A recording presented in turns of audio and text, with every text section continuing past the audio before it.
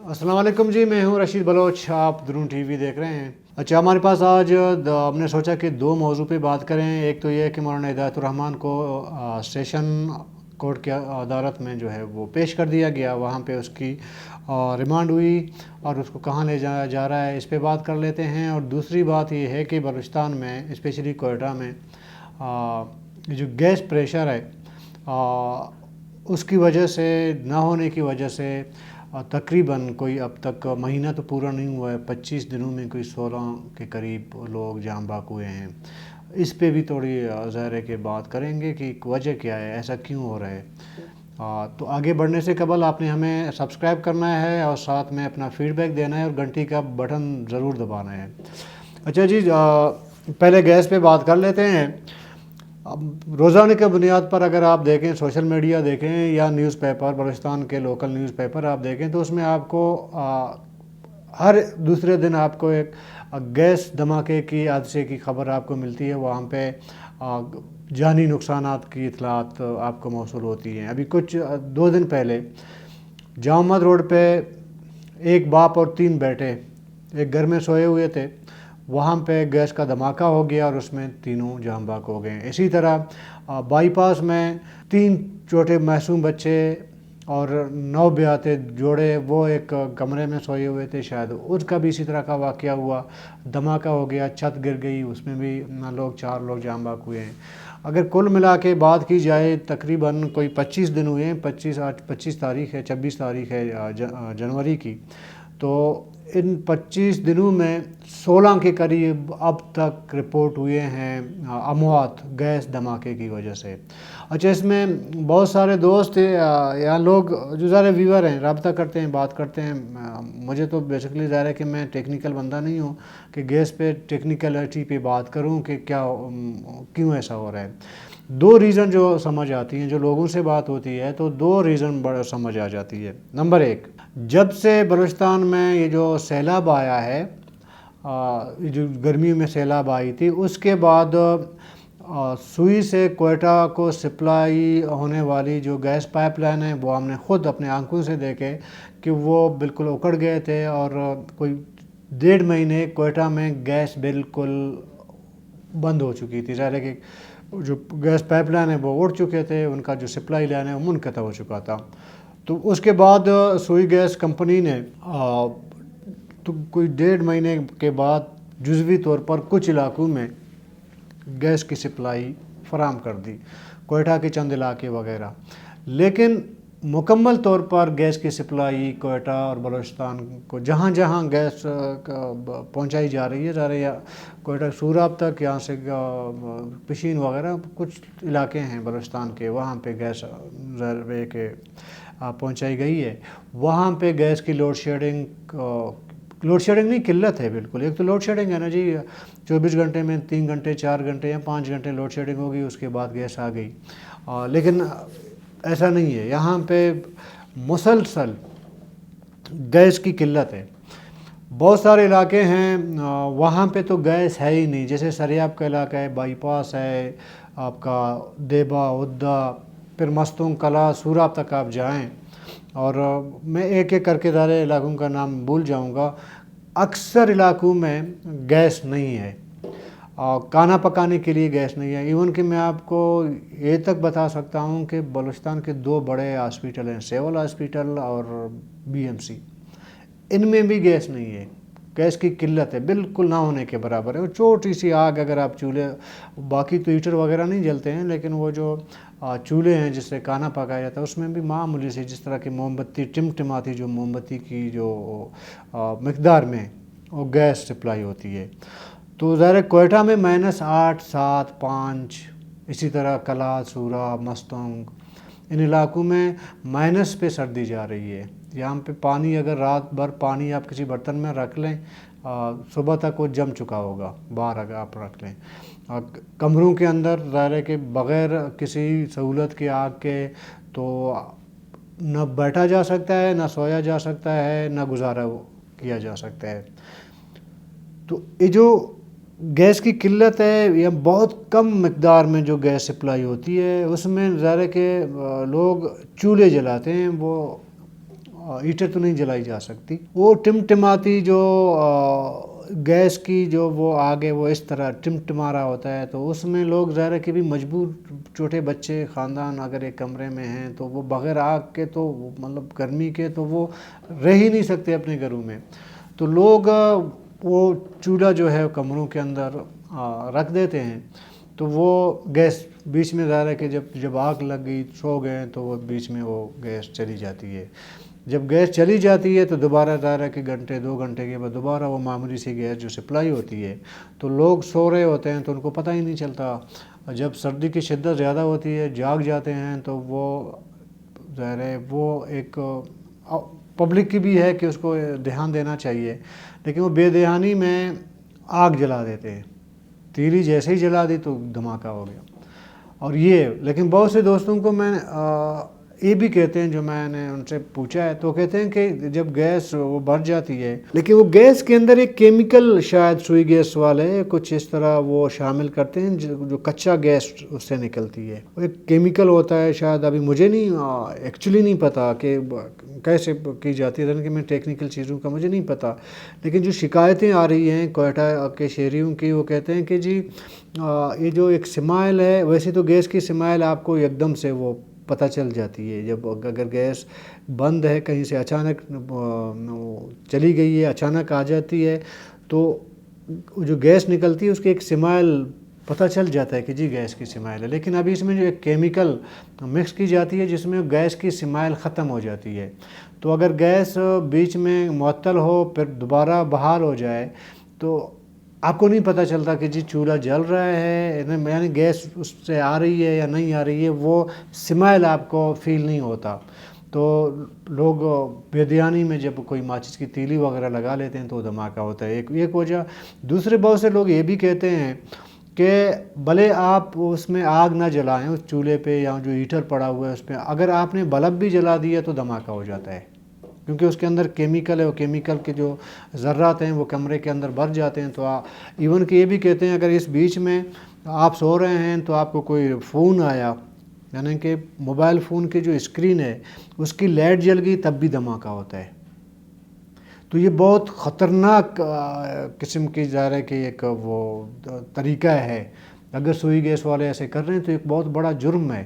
اگر یہ جتنے لوگ جاں بحق ہوئے ہیں اس طرح کے حادثات میں، ان کی اپنی شاید کمزوری ہو، کچھ بے دھیانی ہو، وہ بھی کہا جا سکتا ہے، لیکن سب سے بڑا یہ جرم جو ہے وہ سوئی گیس کمپنی کے لوگ کر رہے ہیں. تو یہ جو لوگوں کی جانوں کی ضیاع ہو رہا ہے، حکومت بلوچستان کی حکومت وہ جو بھی کرتا دھرتا ہیں سوئی گیس کے، ان کے خلاف FIR مقدمہ کر لیں. جس طرح کی کیمیکل کی بات ہو رہی ہے کہ کس طرح کیمیکل اس میں ملائی جاتی ہے اور لوگوں کے جانوں کا ضیاع ہو رہا ہے، ویسے بھی بلوچستانیوں کی جو ہے وہ جان کی کوئی ایسی قدر نہیں ہے، کوئی ایسی قیمت نہیں ہے.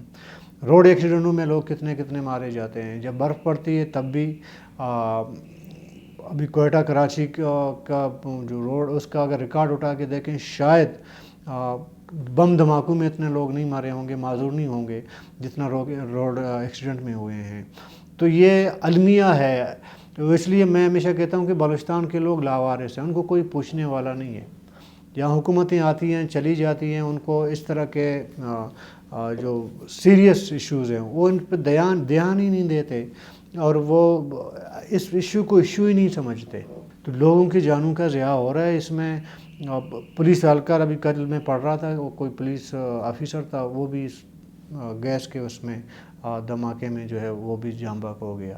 یعنی کہ 25 دنوں میں 16 لوگ، یعنی کہ مہینے کا اگر آپ ریشو نکالیں تو ایک مہینے کا جو اموات کی شرح ہے وہ تقریباً کوئی 80-85%. اس کی تدارک لازمی ہے. اور دوسری طرف یہ تو ہم کہتے مطلب تھک گئے ہیں کہ گیس بلوچستان سے نکلتی ہے، بلوچستان کو گیس سپلائی نہیں ہوتی. پھر سوئی سے نکلتی ہے، سوئی کے نزدیکی گاؤں میں بھی گیس نہیں ملتی. یہ تو آج کا نہیں، یہ تو 1953 سے لے کر اب تک وہ سلسلہ چل رہا ہے. ابھی یہ کہ جو نیا یہ رجحان، یہ لوگوں کو جان سے مارنے کا جو طریقہ کار اختیار کیا گیا ہے، تو یہ بہت خطرناک ہے. یہ جرم ہے، دنیا میں اس کو جرم تصور کیا جاتا ہے. لیکن کوئی صرف ہم آفیشلز کی یا حکومتوں کے ایک بیان، اظہار افسوس کا ایک بیان ہم سنتے ہیں کہ جی فلانے نے اظہار افسوس کیا، میں ادھر کیمرے کے سامنے بیٹھ کے اظہار افسوس کر رہا ہوتا ہوں، اور جو کرتا دھرتا ہیں جو حکمران ہیں وہ بھی افسوس کا اظہار کر رہے ہوتے ہیں، تو مجھ میں ان میں فرق کیا رہا؟ وہ با اختیار ہیں، وہ اس کا نوٹس لے سکتے ہیں، جو ذمہ دار ہیں ان کے خلاف کارروائی کر سکتے ہیں، لیکن جی نہیں، وہ بس بیٹھے بیٹھے اظہار افسوس۔ تو بلوچستان لاوارث ہے، بس اس طرح پھر چلتا رہے گا اگر کسی نے نوٹس نہیں لیا۔ لیکن مجھے بظاہر ایسا نہیں لگتا کہ کوئی ایسا نوٹس لینے والا ہے۔ میں تو بلوچستان ہائی کورٹ سے میں ذاتی طور پر میں ایک اپیل کرنا چاہوں گا کہ وہ اس کا نوٹس لیں، کیونکہ ابھی سپریم کورٹ نے از خود نوٹس لینے کے ہائی کورٹ کا جو وہ ہے اس کو انہوں نے ختم کر دیا ہے کہ آپ کا اختیار یہ نہیں ہے کہ آپ از خود نوٹس لیں، لیکن اگر کسی شہری کے کوئی اگر اس طرح کی درخواست موصول ہو ہائی کورٹ کو تو اس کو ایکشن لینا چاہیے، اور ان کو بلانا چاہیے جو کراچی اسلام آباد میں بیٹھے ہوئے سوئی گیس کے نام پہ موٹی موٹی رقم جو ہے وہ تنخواہ لے رہے ہیں اور کروڑوں کا کاروبار کر رہے ہیں۔ بہرحال یہ ابھی ذمہ داری ادارہ اسی سوسائٹی کی ذمہ داری ہے، وہ عدلیہ ہو، وہ پارلیمنٹ ہو، یا ہم جیسے لوگ ہوں، یہ ہماری ذمہ داری ہے کہ اس پہ آواز اٹھا لیں اور کارروائی کی درخواست کریں۔ دوسرے سیگمنٹ پہ آتے ہیں جی، مولانا ہدایت الرحمان کو آج سیشن کورٹ کے انسداد دہشت گردی کے جج کے سامنے پیش کر دیا گیا۔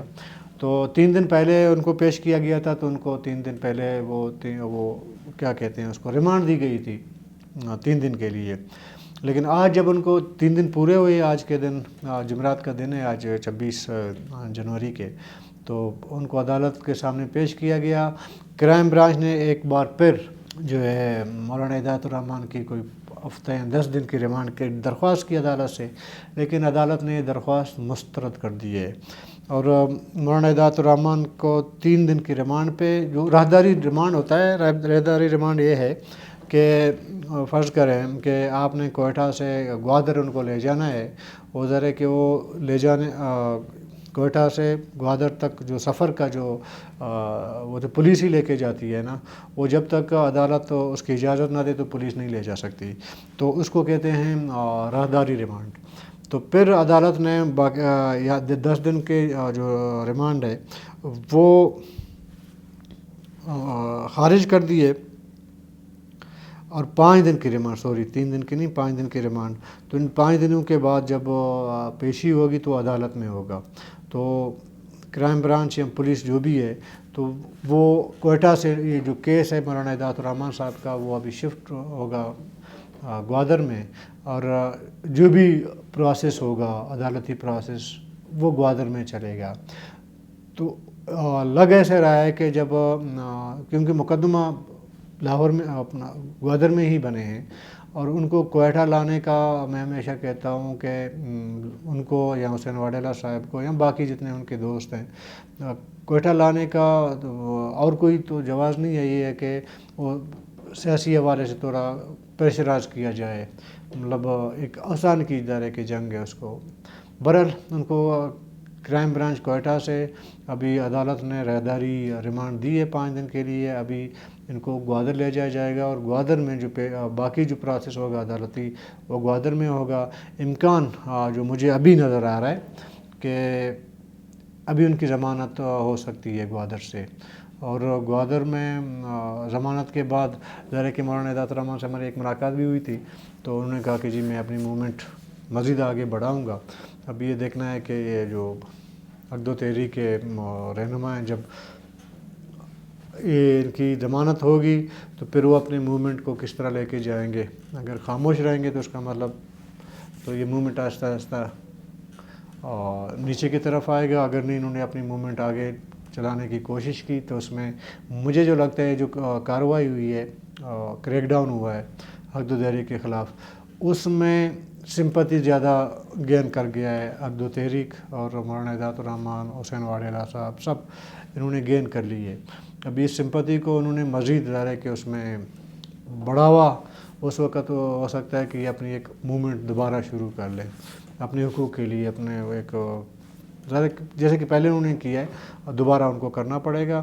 اور اگر خاموشی مہینہ 2-3 مہینے تک خاموش رہے، پھر آہستہ آہستہ لوگ پورے کریک ڈاؤن کو بھول جائیں گے۔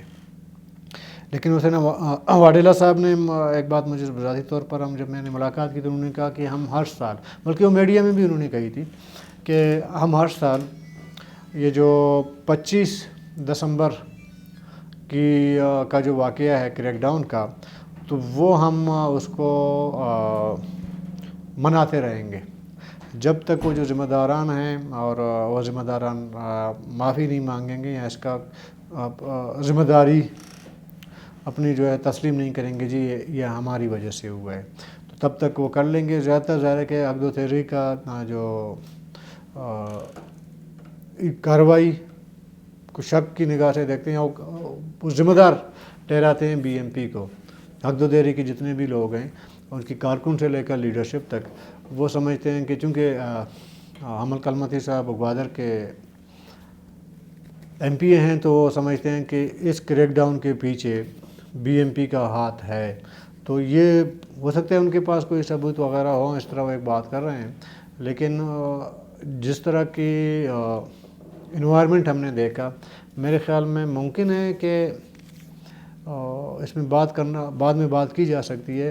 ایک فیصلہ پہلے سے بہرحال موجود تھا کہ کریک ڈاؤن کیا جانا ہے اور ان کو زبردستی بزور ڈنڈا دھرنے سے اٹھانا ہے، ان کے خلاف اس طرح کی کارروائی کرنی ہے.